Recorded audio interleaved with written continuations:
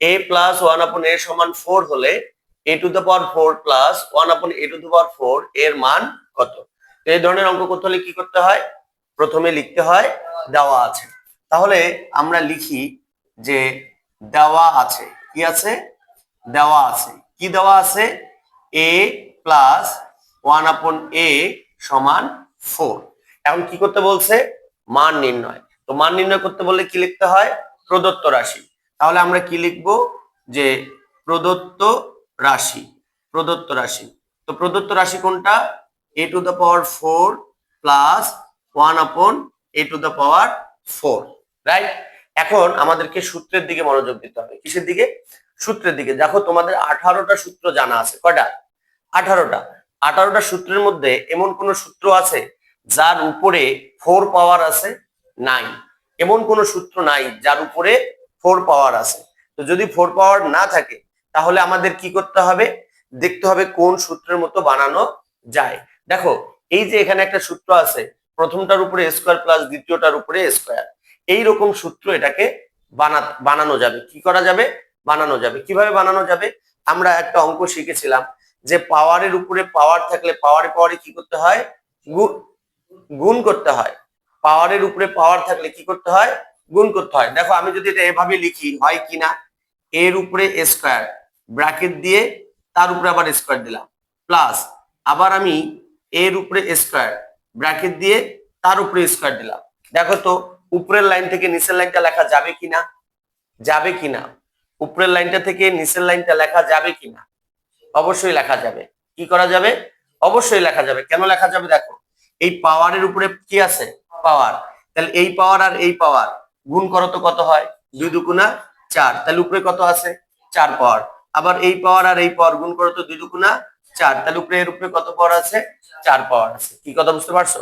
তাহলে কোন সূত্রটা যদি মানে কোন অঙ্কটা যদি সূত্রের মতো দেওয়া নাও থাকে তাহলে দেখতে হবে এটাকে সূত্রের মতো বানানো যায় কিনা। কি কথা বুঝতে পারছো?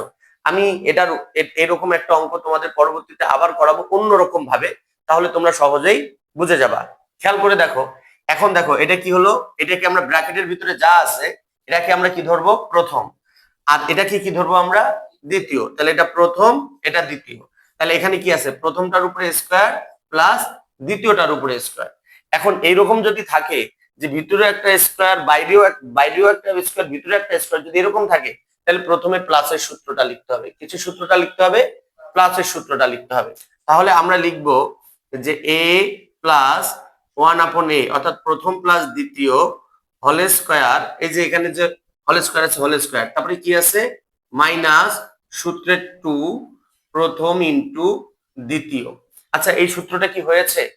না, এই সূত্রটা এখনো হয় নাই। কেন হয় নাই? কারণ এখানে একটা স্কয়ার ছিল দেখা ভিতরে স্কয়ার নাই। কতটা মনোযোগ দেব বুঝো।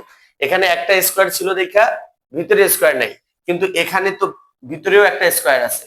তার মানে এই সূত্রটা যখন আমরা লিখবো তখন আমাদের কি করতে হবে? ভিতরেও একটা করে স্কয়ার দিতে হবে। কি বুঝছো না বুঝো নাই? এইটা কিন্তু বুঝতে হবে। এইটা বুঝতে না পারলে কিন্তু এই অঙ্কটা হবে না। সূত্রটা অবশ্যই ভালো মতো বুঝতে হবে। যদি একটা স্কয়ার থাকতো তাহলে আমরা কিন্তু ভিতরে স্কয়ার দিতাম না।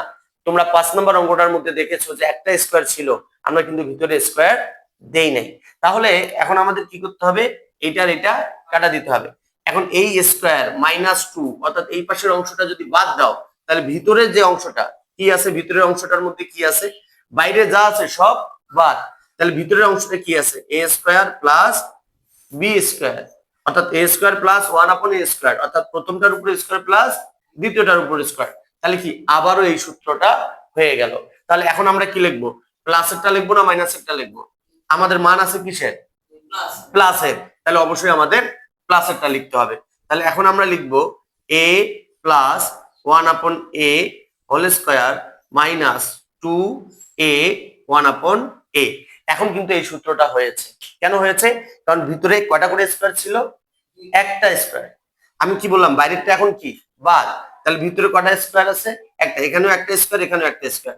দেখো সূত্রের মধ্যে কি এখানে একটা স্কয়ার, এখানে একটা স্কয়ার। তাহলে ভিতরে কি স্কয়ার আছে? নাই। তাহলে বাহিরে স্কয়ার আছে। কি বুঝছো না বোঝো নাই? তাহলে এখন আমাদের এখনো বাকি আছে কি? উপরের লাইনে বাকি আছে কি? এই স্কয়ার বাকি আছে, আবার -2 বাকি আছে। তাহলে আমরা কি করব? এখানে একটা সেকেন্ড ব্র্যাকেট দিব। এই স্কয়ারটা এখানে দেবো, আর -2 এখানে দেবো। অনেকে প্রশ্ন করে স্যার 1 কোথায় গেল, মাঝখানে কি চিহ্ন আছে, গুণ, তাহলে 2 এককে 2, তাহলে 1 তো এখানে থাকে না। অনেক ছাত্রছাত্রী এই প্রশ্নটা করে, ঠিক আছে, কারণ এই বীজগাণিতিক রাশির অঙ্ক করতে গিয়ে অনেকেরই মাথা নষ্ট হয়ে যায়। কেন জানো? তাদের সূত্রটা ভালো মতো ব্রেনের মধ্যে থাকে না। সূত্রটা ভালো মতো ব্রেনের মধ্যে থাকতে হবে। এবার খেয়াল করে দেখো, এখন আমাদের মান বসানো সম্ভব। তাহলে a প্লাস 1/a এর মান কত? 4। তাহলে a প্লাস 1/a এটার পরিবর্তে আমরা কত লিখতে পারি? 4।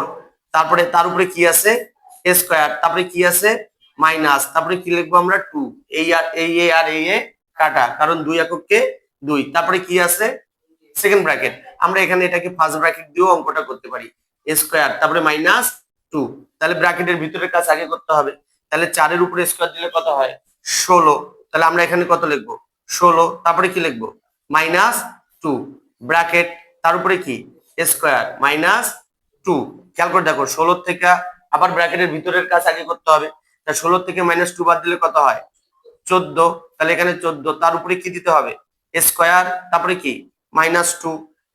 নিচে না লিখে আমি সাইডে লিখতেছি, কারণ 14 উপরে স্কয়ার দিলে কত হয় এটা তো তোমাদেরকে জানতে হবে। 14 গুণন 14, তাহলে 14 আর 14 গুণ দিলে কত হয়? কত হয়?